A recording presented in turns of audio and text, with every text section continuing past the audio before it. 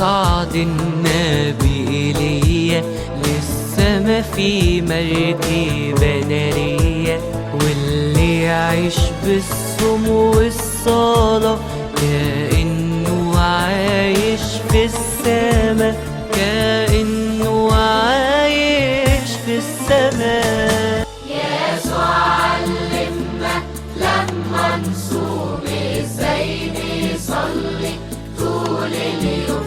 يسوع علمنا لما نصوم ازاي نصلي طول اليوم. فالصوم معناه مش هو الجوع، لكنه حياة مع رب يسوع، لكنه حياة مع رب يسوع. أما عن أهل نينوى اللي عاشوا في الشر كام سنة، بالصوم اتغير قلبهم وإلهنا غفر ذنبهم، وإلهنا غفر ذنبهم. يسوع علمنا لما نصوم ازاي نصلي طول اليوم.